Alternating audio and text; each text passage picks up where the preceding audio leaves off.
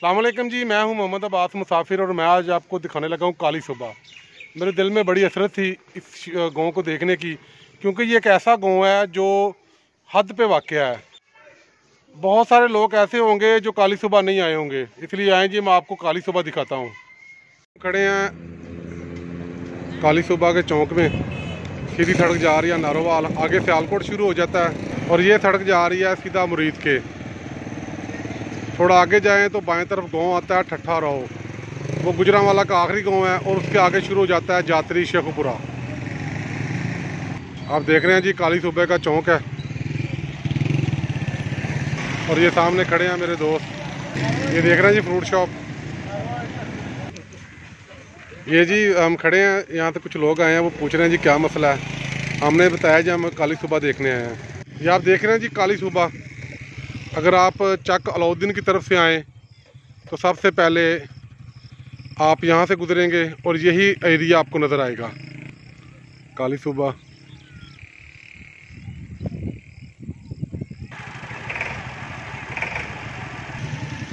हुक्का पी रहे हैं।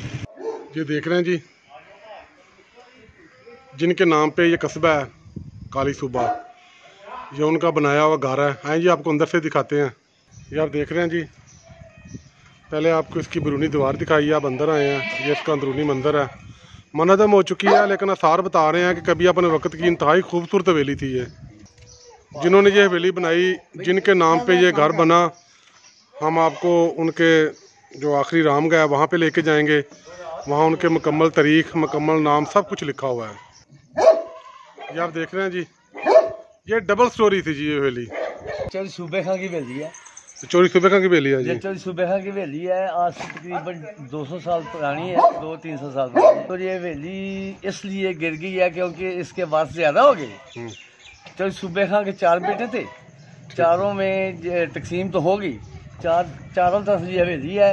एक बेटे के ये आई बड़े को, छोटे को उसकी साइड वाली आई, उसमें तीसरे नंबर पर, ये चौथे नंबर पर। ऐसे हुआ जब वो ये 200 साल पुरानी बात है। जब आगे तकसीम हुई तो फिर लोग साथ साथ अपना अपना मकान बना गए। कुछ शहरों में गुजरात वाले को लाहौर, हैदराबाद, कराची, वहाँ रह रहे हैं। बहुत शुक्रिया sir, thank you so much. ये आपने सुना जी मुख्तसर तारीख इसकी, ये आपने अंदर से तो देख लिया, बड़ी खूबसूरत और प्यारी हवेली है। ये सामने देखे अभी भी डबल स्टोरी बची हुई है एक साइड पे। तो आए जी हम आपको लेके जाते हैं काली सुबह साहब की जो आखिरी रामगह है वहाँ पे इसकी मुकम्मल तारीख लिखी हुई है। और आए जी कुछ छोटी छोटी चीज़ें आपको दिखाते हैं। ये देखें जी, रोशनदान वगैरह है और ये दरवाज़ा देखें लकड़ी का बना हुआ। ये आप देख रहे हैं जी, इंतहाई खूबसूरत और प्यारे डिज़ाइन है जी। ये देख रहे हैं आप अंदर से बनी हुई, अब तो काफ़ी पुरानी हो चुकी है। ये लीजिए अब छत पे जा रहे हैं, इनकी मेहरबानी है। हालांकि यहाँ पे रहायश है, इसके बावजूद इन्होंने हमारे साथ बड़ी शफकत की है। आप देख रहे हैं जी हम सुबह साहब की जो आबाई रहायशगाह है उसकी छत पे खड़े हैं और हम आपको अभी बताते हैं बसरा साहब के इस गांव के साथ 3 दलाल लगते हैं। सर कौन कौन से दलाल हैं जी? ये गुजरात का आखिरी गांव है, काली सुबह इसका नाम है। जो 200 साल पुराना चोरी सूबे खां ने बनाया था जी जी। इसके साथ जो अभी ये गुजरात में है, इसके साथ सियालकोट सामने पिंड मांगा है, वो सियालकोट में है। इसके साथ वो सामने गाँव जो है जातरी के, इसका नाम है। ये शिवपुरा में है, साथ में आनी को लिया भी शिवपुरा में। इधर अगड़ियाँ है मुकर में, जो ये नारोवाल में है। कौन सा गाँव का नाम है? अगड़ियाँ। आगरियाँ वो नारोवाल में है।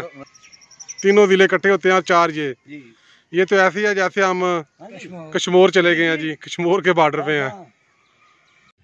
ये जो पीछे जो आप दिखा रहे हैं, ये इनका जो सूबे खां का स्तबल था, तकरीबन ये 3 कनाल में वाक़या था। 3 कनाल छती हुई थी।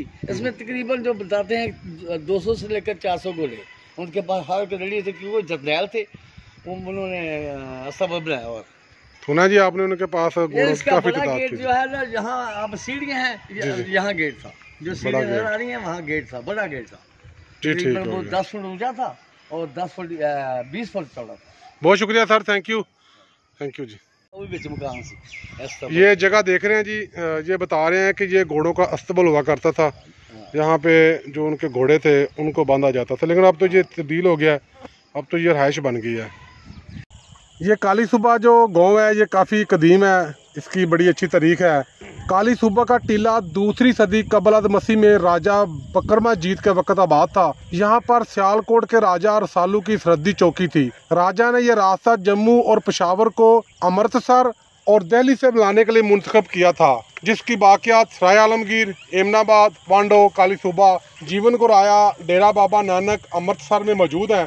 बाद में अफगान हमलावरों ने काबल अमृतसर का मुतबादल रास्ता के तौर पर भी इस्तेमाल किया।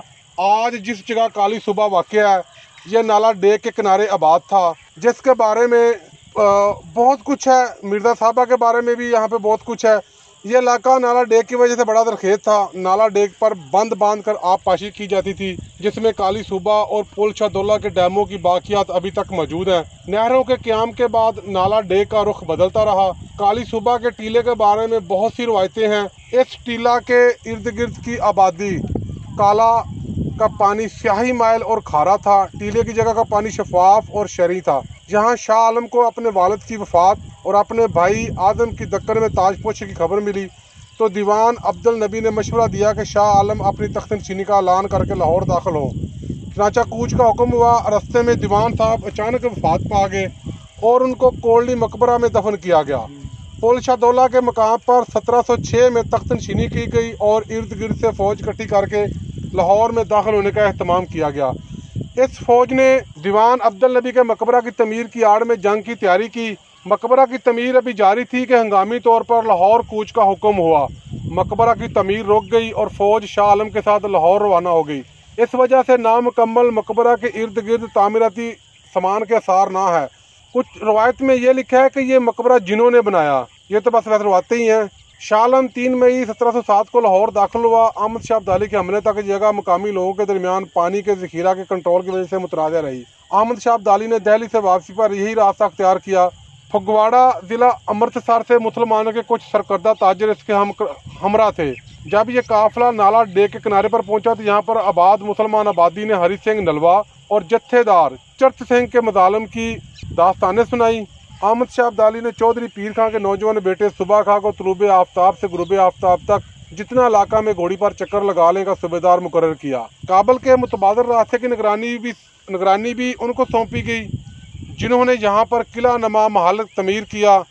चौधरी सुबह खां के बेटे चौधरी बूटा खां थे। अहमद शाह की वफात पर मकामी सिखों ने पानी के कंट्रोल के लिए हमला किया। यहाँ की आबादी इधर उधर भाग गई। सुबह खां महल में किला बंद हो गए, मगर जनूब में अंग्रेज़ों के दबाव और शमाल में अलीपुर चट्ठा में लड़ाई की वजह से सिखों ने मुहासरा उठा लिया। बाद में महाराजा की हिदायत पर पानी की तकसीम का मुआहदा हो गया और सुबह खां की सूबादारी बहाल हो गई। चौधरी गुलाम रसूल साहब पंजाब के पहले ज़ैलदार मुकर्रर हुए। उनके बाद चौधरी फैज़ अली खां ज़ैलदार ऑनरेरी मजिस्ट्रेट और ज़िला कौंसल के मेंबर रहे।